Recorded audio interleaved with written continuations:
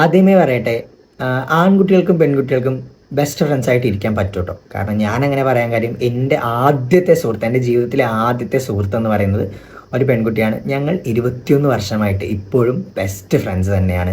ചെറിയ രീതിയിൽ പോലും ഒരു സ്വരച്ചേർച്ച പോലും ഇല്ലാതെ അടിപൊളിയായിട്ട് പോകുന്നൊരു ബന്ധമാണ് ഞങ്ങളുടെ. അതിനുശേഷം എനിക്ക് കിട്ടിയത് ഒരു ഗ്യാങ് ആണ്. ആ ഗ്യാങ് ഇപ്പോഴും നന്നായിട്ട് പോകുന്നുണ്ട്. അതിൽ 3 പേര് പെൺകുട്ടികളാണ്, ഒരാൾ കല്യാണം കഴിഞ്ഞ് അയാൾ പോയി.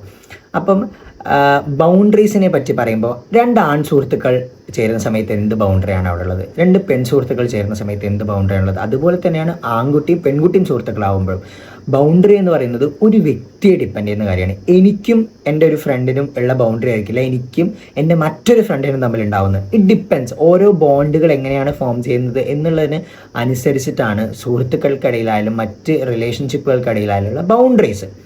ഒരച്ഛനും അമ്മയും തമ്മിലുള്ള ബൗണ്ടറി ആയിരിക്കില്ല ഒരു മകനും അമ്മയും തമ്മിലുണ്ടാവുക, ശരിയല്ലേ?